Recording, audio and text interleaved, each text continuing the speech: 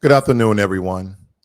Welcome to BlackLogic. This evening, we're going to discuss these actions of the American government and the aggression and bombs that were dropped on, again, Iran and the potential nuclear sites that was destroyed.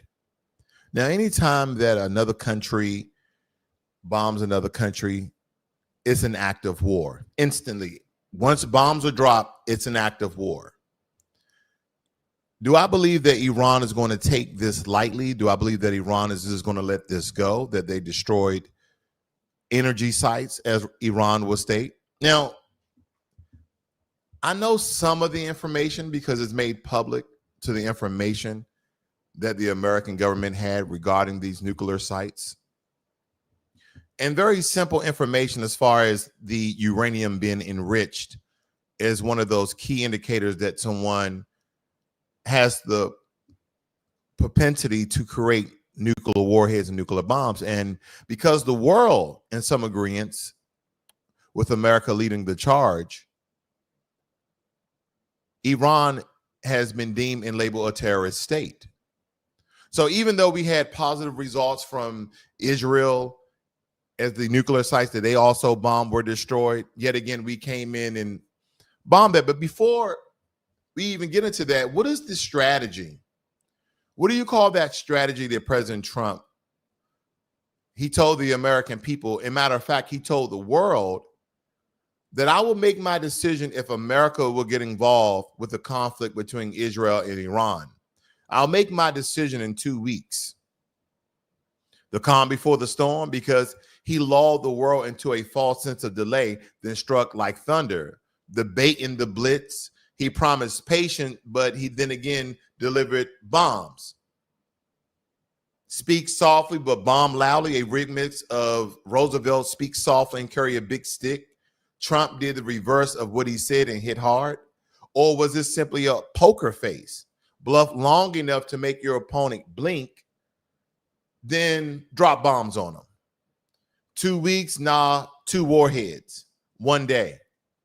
So some people will say this ain't diplomacy. That's deception turned into detonation. Now, believe it or not, this is a very simple military strategy that President Trump has done, right? You're never going to tell your enemy what you're exactly going to do and when you're going to do it. But this is very basic, but I don't think nobody, except for those who are involved, knew that President Trump was going to drop bombs the very next day. It's like pulling the rug out from under the world. Just when leaders started to posture, the rug vanished beneath their feet, and there goes boom. Operation say one thing, do another. Designed to catch Iran off guard and confuse the global chessboard. Or was it some sort of diplomatic decoy? You know what? Let me sit on this for a bit. I just want to take a moment and think about this. That's that diplomatic decoy. The announcement wasn't real policy. It was camouflage. You see, even with words, there's warfare, because every war has started off with a conversation or interactions of such. This was more so a strategic head fake. Like, you see guys on the basketball court, they're dribbling the ball left and right, or someone on the football field, they're juking left and right. They're trying to make their opponent miss. Or if you're shooting a basketball, you do a pump fake and the guy jumps and you run around him and shoot a layup. This was a strategic head fake. Or promise something tomorrow, but, strike today.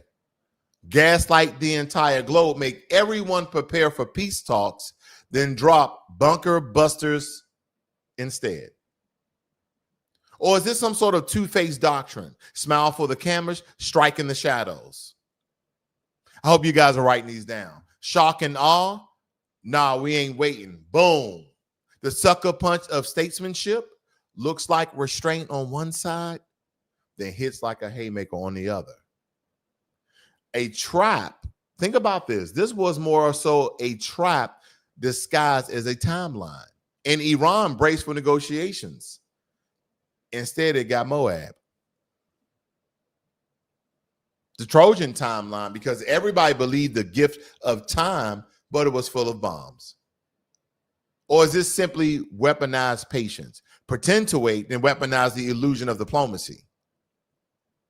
Or is this some sort of diplomatic double cross? He told the world to relax and, then he hit the launch codes. What are your thoughts? This is what we're talking about this morning. This afternoon, rather. The U.S. strike Iran. B-2 stealth bombers drop bunker-busted Moabs on 3 key nuclear sites, Fordow, Natanz, Isfahan. And the U.S. media calls it Operation Midnight Hammer. Why now? Because Trump vowed a decision in 2 weeks and delays later ordered the strike. Stop Iran's nuclear push or face obliteration. Here's my question. What is Iran's aftermath? What is Iran going to do?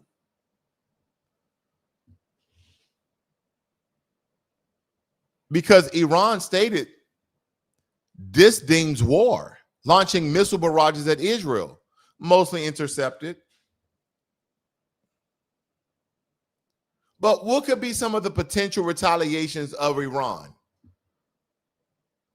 Because do not forget, America has a lot of allies in that region, like Bahrain and Qatar. So Iran could start to strike against U.S. assets in that regions, like those bases in Qatar, the Bahrain, the UAE, soft targets like the Red Sea shipping. And then they can use proxy attacks, straw man attacks through Hezbollah, Houthis, Iraqi militias. We have to think about this. This was a very big decision for the president to make because of the potential fallout and the retaliation of Iran. They could literally close the Strait of Hormuz, which could spike oil prices and paralyze the world markets. Now, what about if Iran vows to keep nukes and withdraw from the NPT? That's something to think about. What about if Russia pivots? Because Russia denounced the strikes, hints at nuclear tech aid or warhead support. And here's the Russian government. They basically stated that they are ready to supply Iran. And why does this matter? Because Putin smells leverage. He could be Iran's shield and deepen Middle Eastern influence and then challenge what they call the U.S. supremacy. This is much bigger than what people are just thinking about. We're just thinking that we're bombing some little small country who can't fight back. No, Iran can fight back, and Iran has powerful friends and powerful allies in a country like Russia, which is the second largest world power. And we're talking about to their military prowess, as well as their economic stability with oil and natural gas. We're talking about a lot here, guys. And do not forget the allies of Russia, the likes of China.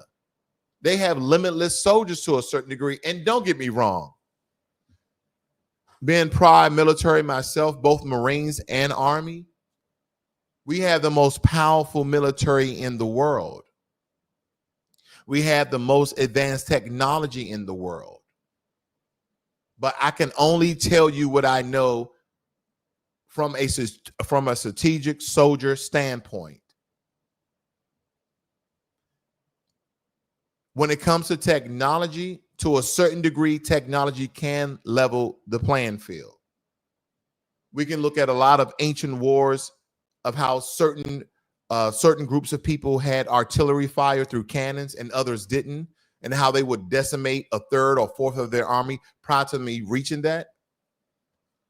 But when you have an overwhelming amount of people that you can deploy anywhere and everywhere in the world, that battlefield is no longer linear. There's a multitude of different entry points of danger and destruction.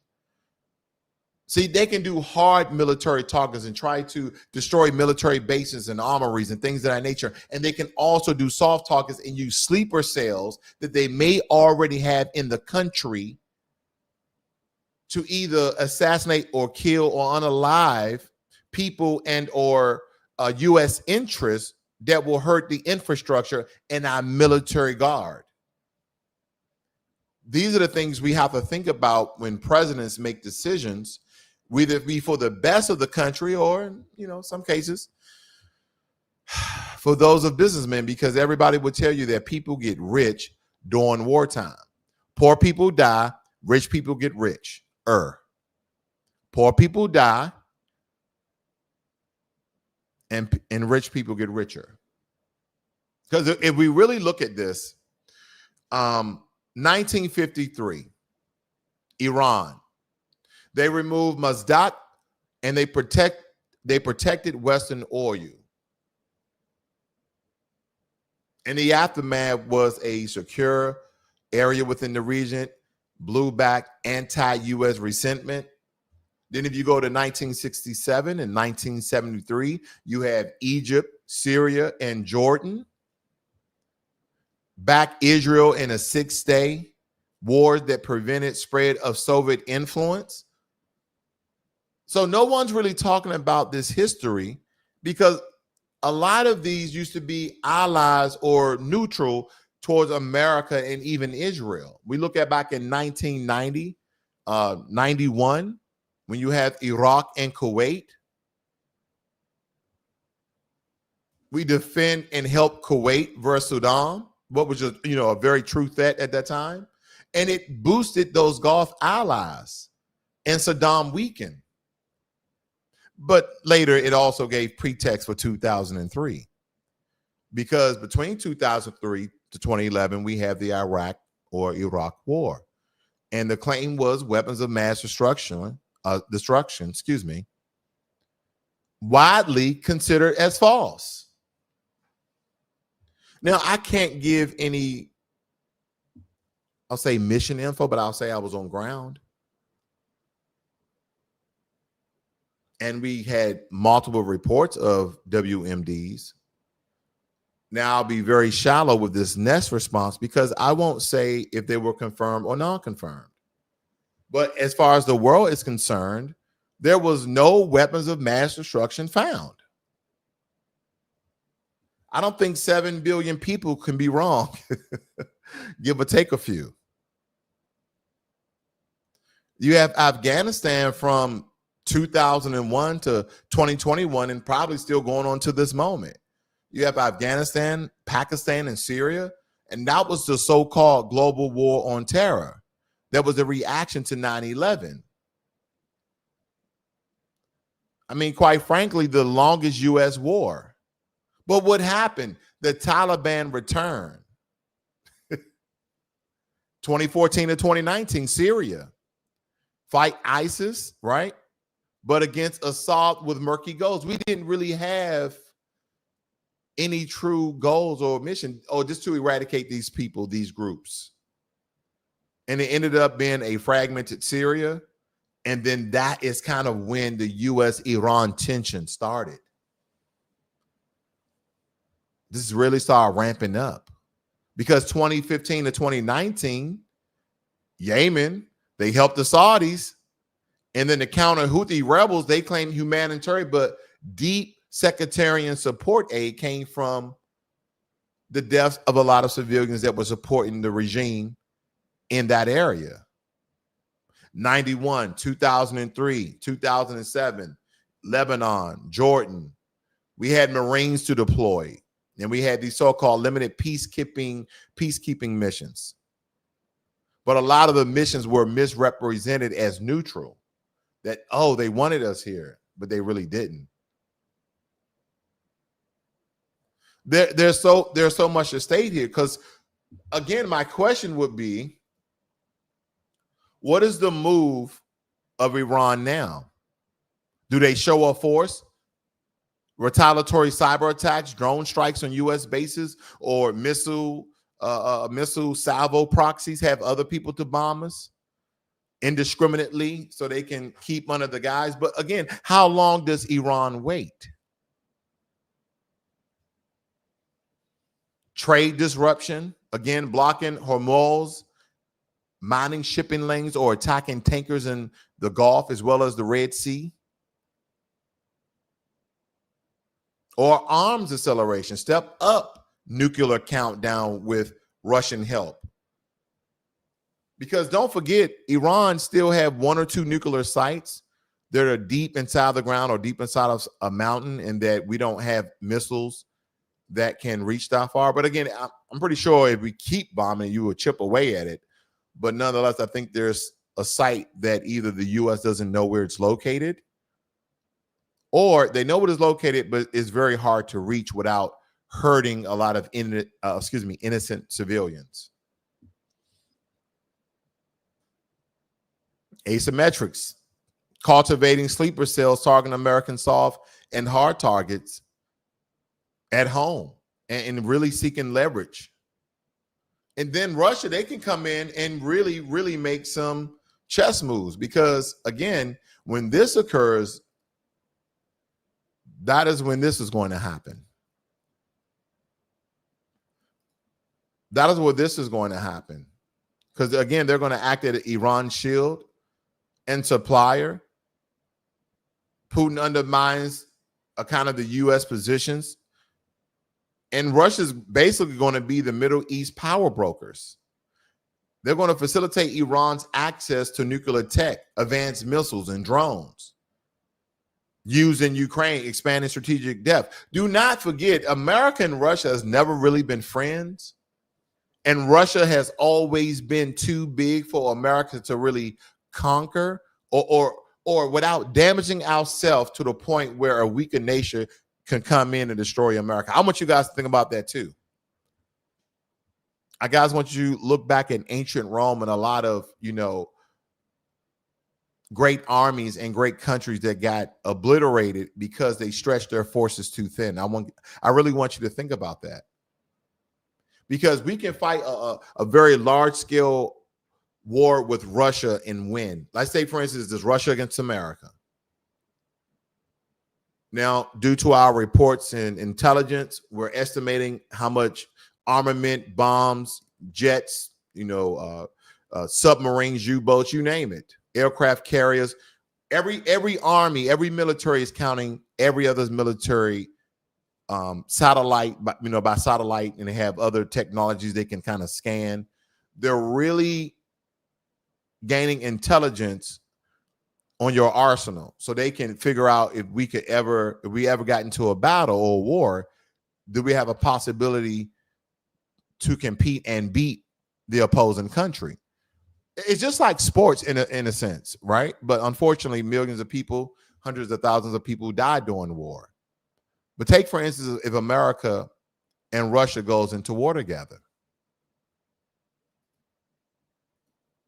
who would be the winner? So we beat Russia, but our military has decreased by half.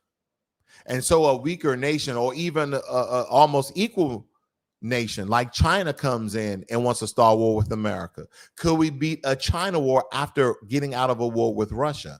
We won, but our military is at half mast. We're at 50%. Our once, 1,000 missiles are now to 100 missiles or 500 missiles. Our armament, our arsenals, everything is at 50%. Where China has 10 soldiers for one every American soldier. They have the same technology, believe it or not, because guess what? We send them our tech to create very cheaply. Now, they may not have the software, but if you notice, just like with electric cars, when electric cars became popular with Elon Musk, because again, we had electric cars back in the 1800s, but when electric cars came popular, Elon Musk, by the way of Elon Musk, rather, you see China has now started a market where they're producing more electric cars than any other country in the world. And these electric cars look terrific. They have great technology. They are probably the more advanced electric cars in the world right now. And I know a lot of people who are part of the Tesla team, they probably don't like those comments, but nonetheless, this is the truth. They got cars that can jump and all sorts of things. I don't want to get into that, but nonetheless, you guys get what I'm getting at. Could we beat a war against China after getting out of a war with Russia? And as we look at this, let's think about this multitude of a World War III. What if it's just America, Israel, and Ukraine fighting China, North Korea, Russia, and certain African countries? Do not forget, there's a lot of African countries that are in business with the Russians, that are in business with the country of Russia. Do not forget, there are a lot of African countries. I think I'm speaking well before my time. I don't think people are thinking this far down the line. If I'm an African country and I've been doing business with the Russians and they've been improving my country, and they tell me that they need my support and they've helped my countrymen, and I'm looking at, well, the Americans might hurt as well. The Americans are now fighting the Russians, and they're fighting the Chinese, and they're fighting Iran.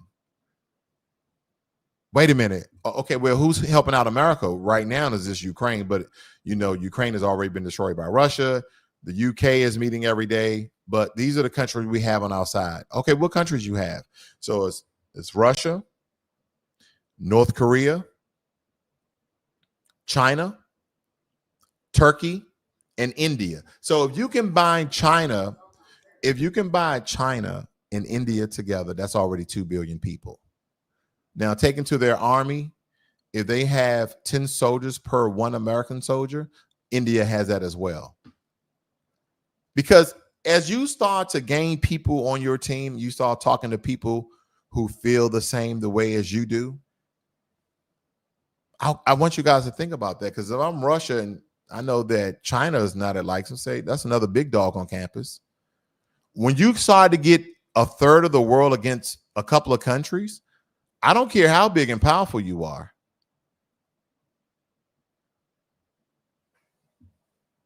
That's a very scary future. This is a tectonic shift, because U.S. direct attack on Iranian soil, and Iran is not bluffing. Yeah, they've been saying death to America and all of that. Do you think now that they're not going to have some sort of attacks or some sort of terrorist attack? You call them a terrorist state, they might as well use their terrorists. They say, hey, terrorists, we're paying you guys.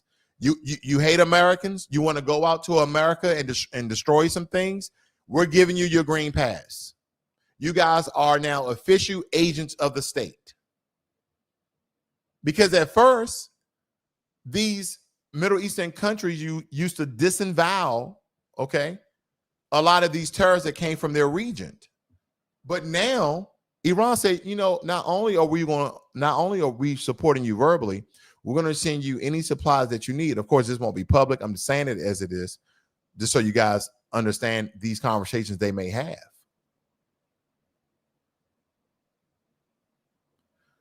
And to a certain degree, global systems are under threat.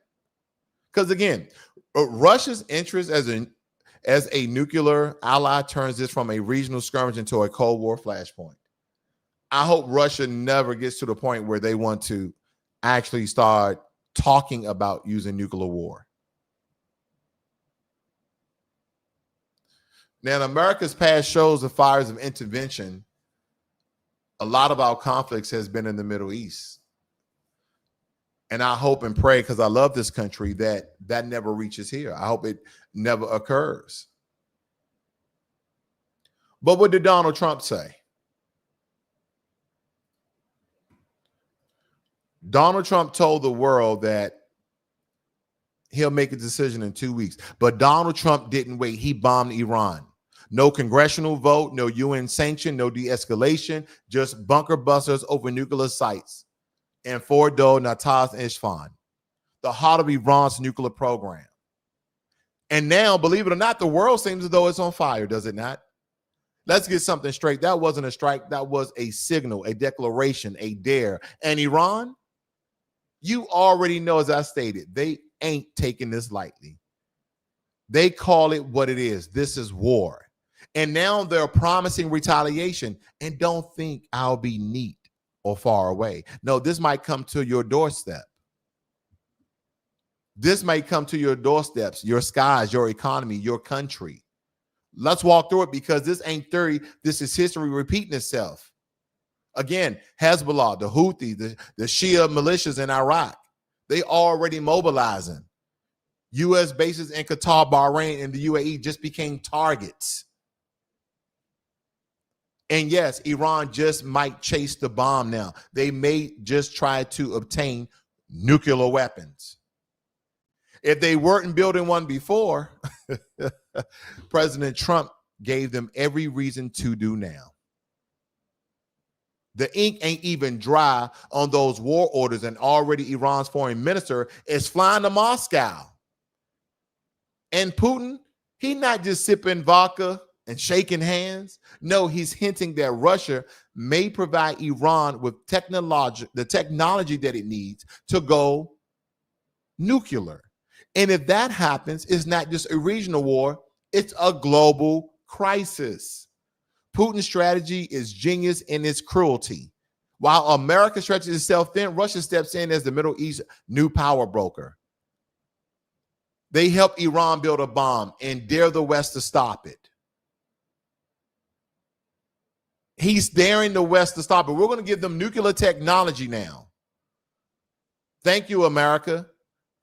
You've meddled enough. You meddled with Ukraine and Russia. We told you not to get involved, and you did.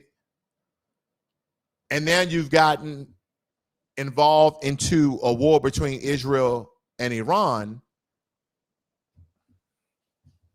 And now we're going to help the Iranians to build nuclear warheads. That's what I'm getting from Putin.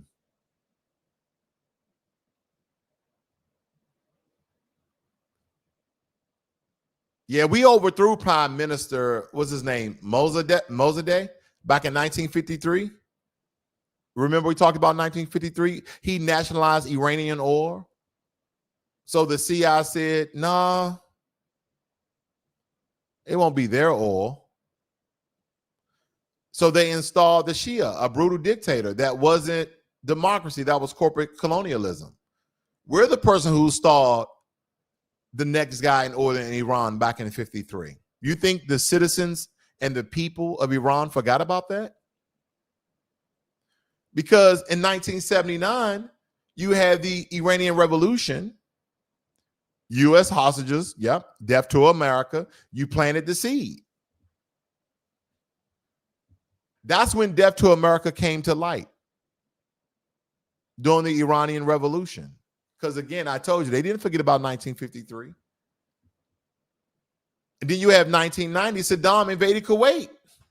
So Bush Sr. declared war. Yep, that war. Based on truth, but it opened the gates. Because then a decade later, we came back.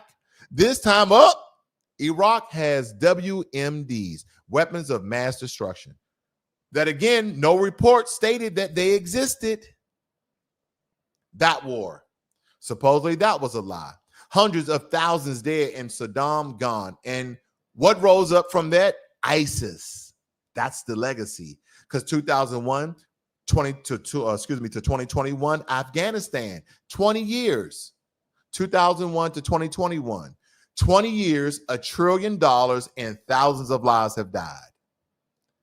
And when we left, the Taliban took it back in days. Mission failed. Thank you, Joe Biden. And our soldiers betrayed. But again, I understood what President Biden was doing, because he's like, we've been here 20 years and we haven't gained anything. But President Biden, it was never that we left Afghanistan. It's the way we left Afghanistan. That looked cowardly. And believe me, the American military force is not cowards at all. We're willing to fight, stand, and even die for our country. And as I was stating earlier, Syria, Libya, and Yemen, everywhere we help, chaos follows. Every time we stated that we were going in to help something, chaos follows. We had proxy wars, drone strikes. We had all different types of coup. We're saying we're bringing peace, but what we export is fire. They said they're going to retaliate. Not maybe, not if, they will. They could hit tankers, bases, allies. They can do so many things. The biggest thing I'm afraid of, and when I mean afraid, I have a strong concern, are sleeper cells that are already in the country. Sleeper cells that are already in the country because they can do the most damage. The strongest military force in the world is a military force that has hundreds of thousands of sleeper cells in another country. Oh my God. People who are willing to stop, drop in everything they do and risk their lives to do whatever you tell them to do. We want 100 of you guys to go out and we want you to destroy these U.S. military armories. They start to weaken the country from inside. See, we don't want to just attack America. We don't want to just hurt America. We want them to feel pain. So if we start shooting missiles and bombs and send out jets, we understand how powerful America is. We understand your defense system, your Iron Dome or your Golden Dome, whatever you have.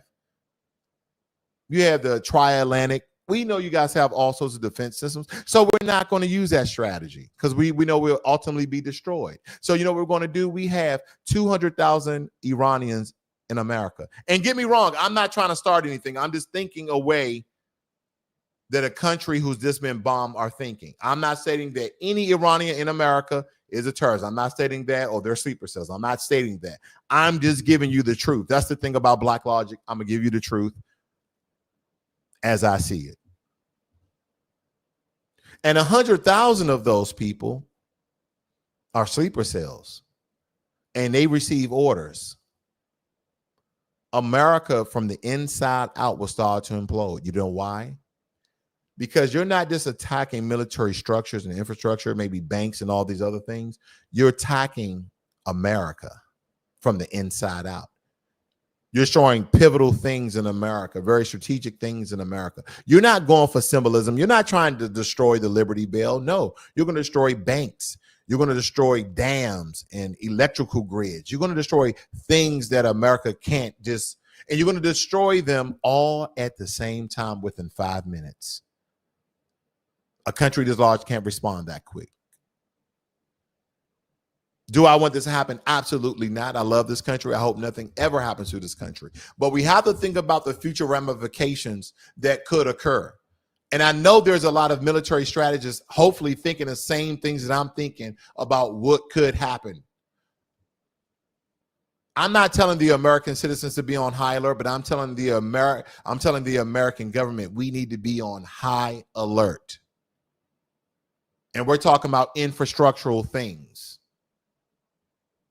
Anything dealing with our sewer and water system, anything dealing with our electrical grids, anything dealing with pipelines and oil and gas and also, solar, anything. We need to start thinking about cyber attacks. Do they have some sort of AI technology that could be more powerful than us? Are the Iranians going to call China for some of our technology and how to decode it, defragment it, whatever it may be? We can't be friends and enemies at the same time. But you know what people will tell us? Oh, man, it's just business.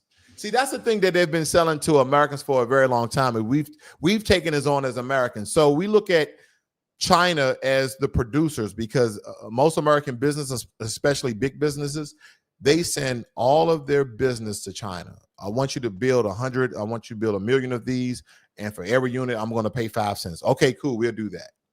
And that's what China have been doing for a very long time. They have been producing American products in China for very cheap.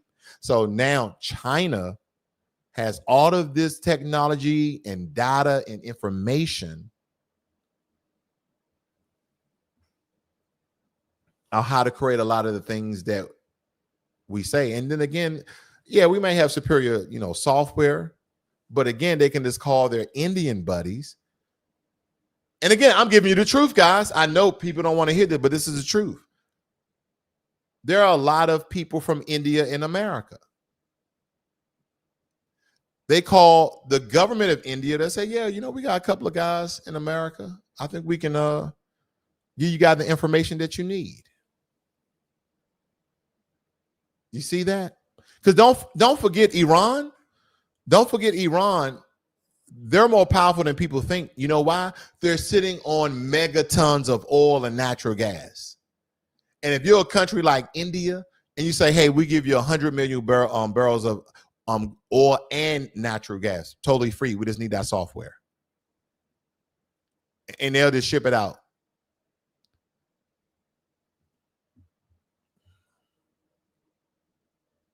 Remember 9/11? Remember the Beirut bombing? The Fort Hood shooting? When America strikes a flame, don't just stay overseas. They find oxygen right here at home. Guess what? I was stationed at Fort Hood during that Fort Hood shooting. Right there in Texas.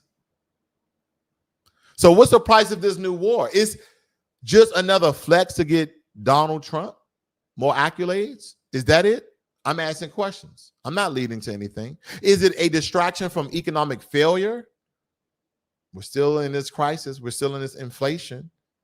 Is it the border chaos, racial unrest, or is it a calculated move to drag us into something bigger, a war that we potentially can win, potentially, depending on who gets in and who gets out, with enemies we cannot see and alliances we no longer control?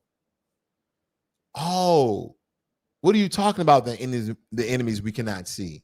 Oh, did you know that America was a melting pot? See, it really doesn't matter what race you are. A lot of people can tell when you're American.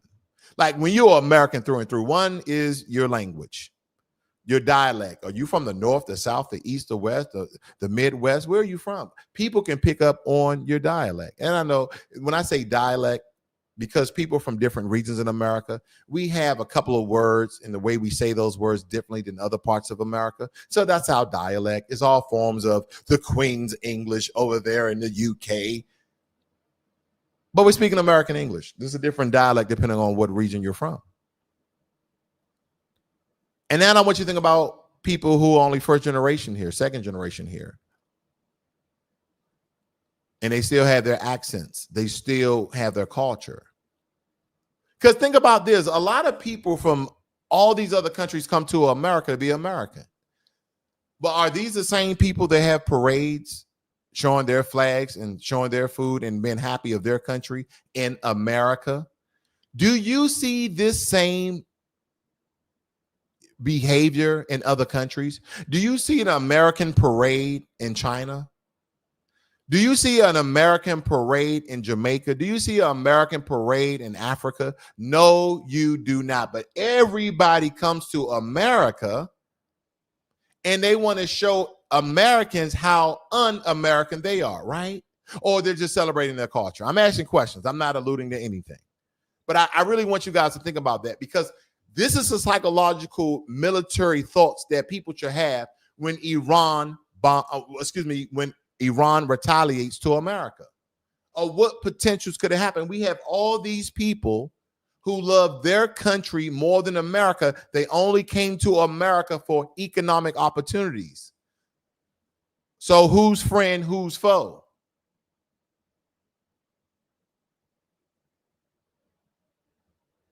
Because while America bombs Iran, Russia is ready to rebuild it. China is watching us bleed. And our house, still divided, still broken. I don't want this to happen. I don't want to get into a war. I don't want to get into a war with anyone, because American soldiers will die. American people will be hurt. And when I mean by hurt, I just don't mean physical hurt. It can be economically hurt. Because again, I told you before, during war, the rich get richer and the poor dies. That's just the nature of the beast.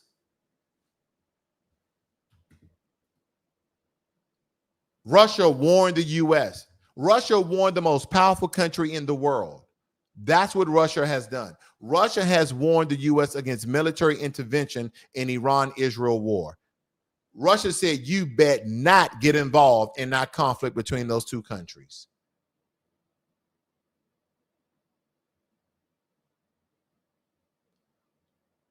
So the next day, America bombs Iran. America bombs Iran after we got warned by Russia. But no one is looking at this. The bombs has fallen.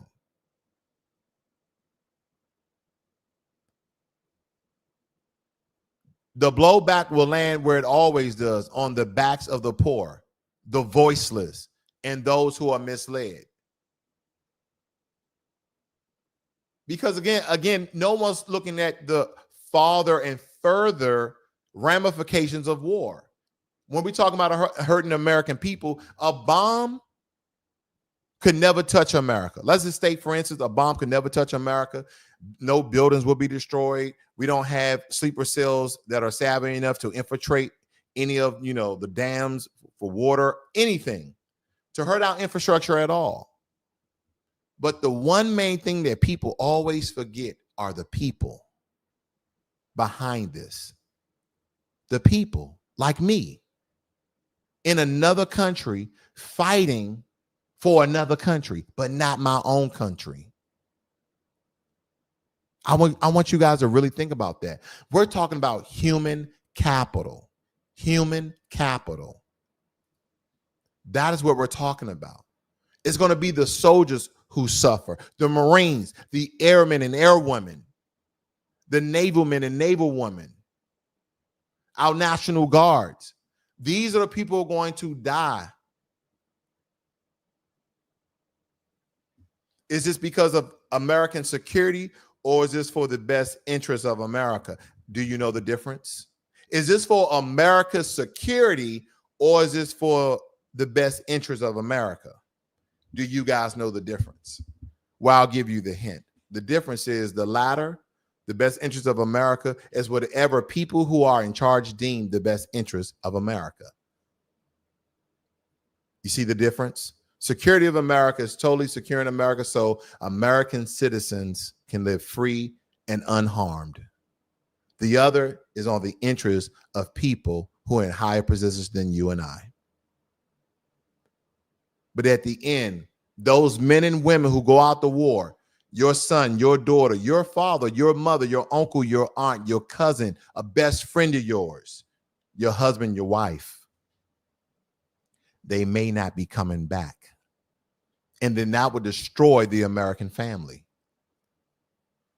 Whether it be man or woman bringing money into that household, you no longer have money coming into that household, because the American government, we're just going to give you a little stipend here, a little cash, a little deposit, take care of the funeral arrangement.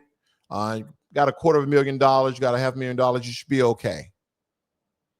People always look at the big number. Oh, $400,000? Okay, I think I could take care of my family for how long? Do you know the course of people's lives? I don't care if you're even making minimum wage. The course of most people's lives, you've become a millionaire. You've already made $1 million some odd dollars in your lifetime. By the age of 50, most people have already made $1 million. Now, no way you could probably say that because you have, families, bills. I get it. But what I'm saying, the amount of money that you've earned over the course, by the age of 50, most people have already made $1 million. What I'm saying is this: the money that the government is going to award you because of the death of your loved one or spouse will not be enough. First and foremost, you will never replace that person. You will never replace their face, their smile, their laugh, their jokes, their corny jokes, their stern faces, the reason why they get mad. You will never replace that person. And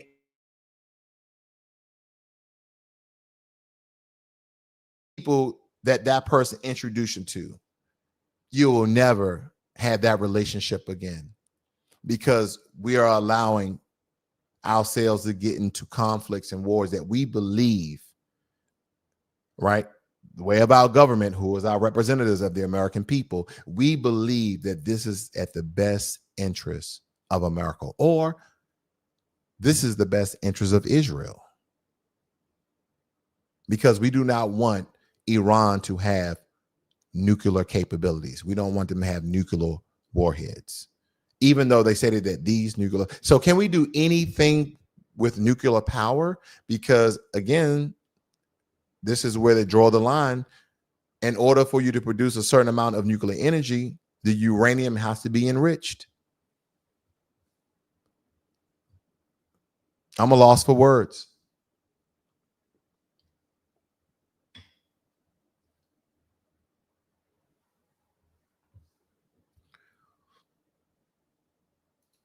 Thank you, R.A. Wilson. I appreciate that.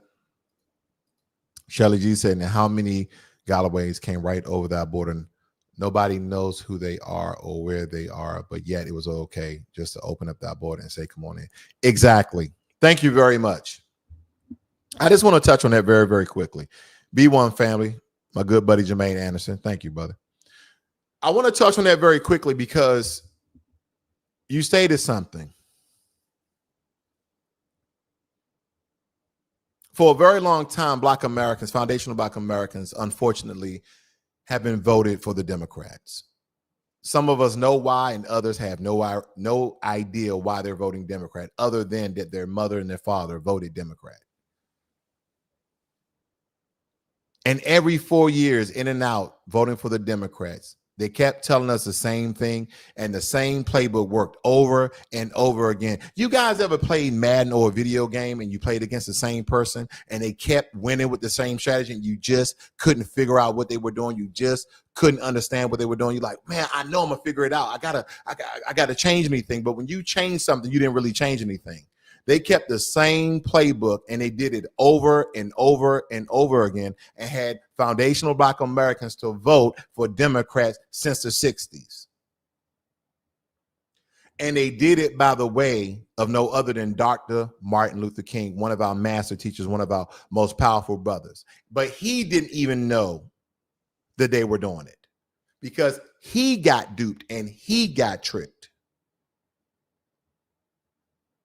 Because we were fighting for everybody's civil rights. So when he had Lyndon B. Johnson to sign the Civil Rights Act into law, Lyndon B. Johnson said to his buddies, we're going to have these Negroes. He said the other N word. We're going to have these Negroes voting Democrat for the next 200 years. And guess what? We've been voting Democrat for the past 60. Am I telling you guys vote Republican? Hell no. I'm saying to vote for your best interest and don't let them play the game between this is the boogeyman and this is a knight in shining armor. Why we keep listening to one political party more so than the other political party? Oh, they won't vote her in because she's Black or she's a woman or she's this. And Donald Trump is a racist. What if I told you if both of them was racist? Or one racist and one prejudice?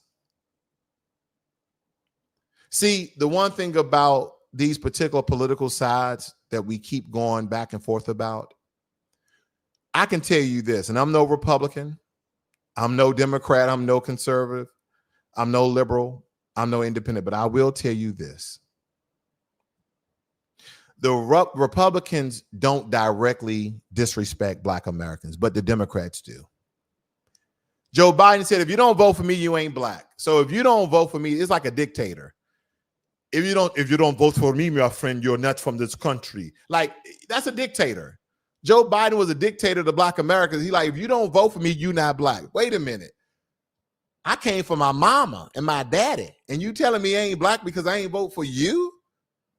And then Kamala gets on and she states that, no, I'm not doing nothing just for Black Americans, but then do something for everybody else.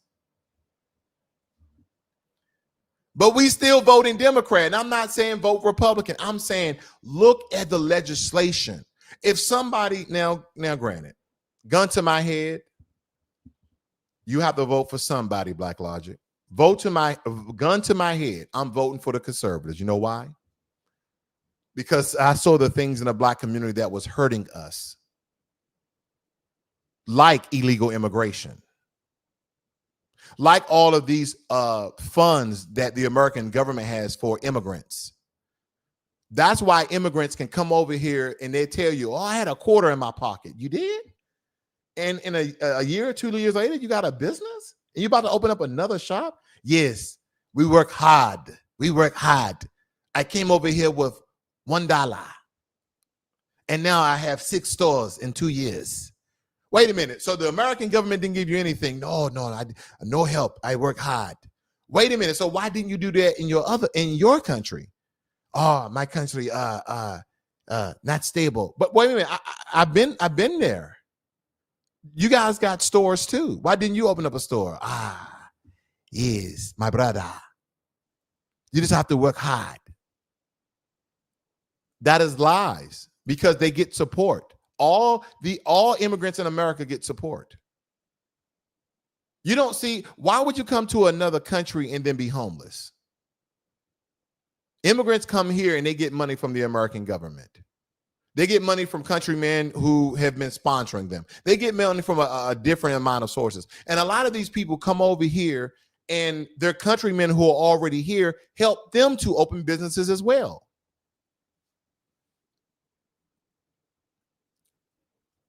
Now, legal immigration, all for it. Illegal immigration, I understood how it hurt the Black community. And Black Americans, we shouldn't be trying to vote for Democrats or Republicans. We should be voting on policy. We should be voting for our best interests. Stop making this black and white. Stop making this the donkey and the elephant, the red and the blue, the Republicans and the Democrats, the liberals and the conservatives. Just stop it. They're playing us as fools. They're playing us as fools. Because you would like to think that this is a game of tennis. You got the Republicans on the left, the Democrats on the right. They both have paddles. Now, who's the ball? The media. The ball is the media. Where are Black people on this? We're the net. We're just right in the middle looking back and forth like, okay, who's going to win? Who's going to do better than that?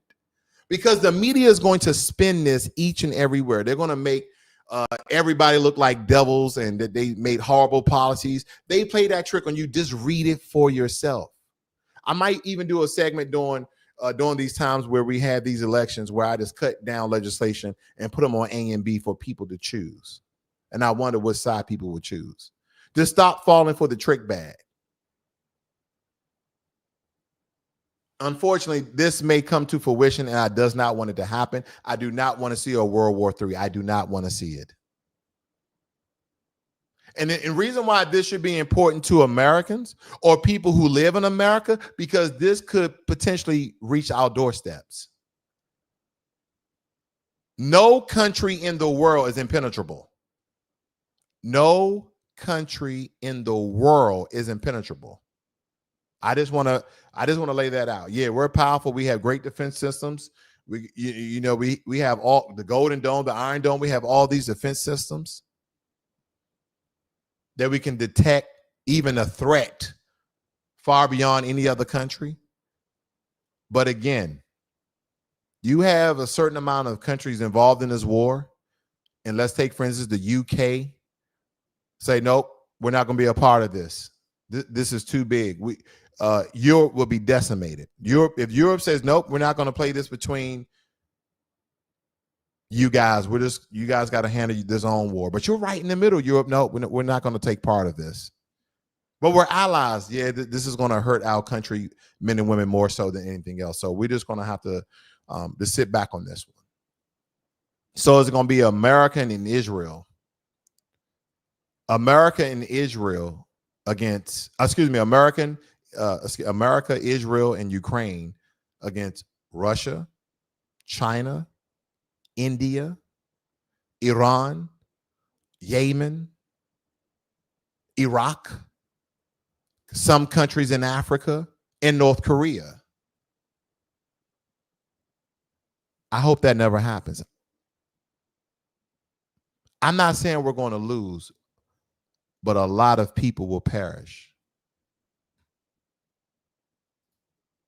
I don't think people are really thinking about this the way I am. I'm a 20-year retired vet, and believe me, I don't want America to go to war. Not this war. Not this war. You know, some people will say that sounds like you're scared. No. I'm just smart enough to know what may occur. I know that will hurt this country I know and love. I know that will hurt my family, my friends. And if you care for your family and friends, and hopefully people can see the bigger picture and how certain countries are tied to one another. Why is Africa on here? I just put Africa on there, guys. Not stating the whole continent of Africa, but certain African countries have done big business with Russia. And what if Russia called them to arms? Don't forget that Russia used Indian troops and Ukraine. They both use Indian troops. But I guarantee you, if they had to choose a country, India would choose Russia. Why would you want an enemy right next door? So again, hopefully somehow this can have some sort of diplomatic resolve where these countries are not trying to actually go to war, because I promise you, if we go to war with Iran, Iran would not be alone. So this could potentially be a World War III. People have been talking about World War III for a very long time. Then guess what? The Power of Attraction. Good book. You guys should read The Power of Attraction. We have attracted a World War III because we kept talking about it. We kept talking about it. This is the most important thing. Nobody knows how Iran will attack. The best one I love is the diplomatic decoy. The announcement wasn't real. It was just camouflage. And then we bombed Iran. So hopefully you guys understand where my mindset with this broadcast was. I understand this is more of a concern of our country and infrastructure and our people that we know and love versus going to, again, the Middle East to fight yet again another country that we state there's a terrorist state, that we believe that there's terrorists running the government. We believe that there's terrorists all throughout the country. And I promise you that as a whole, people from Iran want the same thing America wants. They want beautiful parks. They want activities. They want a family way of life. All human beings want the same thing. There's many wars I said, yes, we must go to war with a heavy heart. But this one right here, hopefully we can come to a more diplomatic resolve and no further human being gets harmed.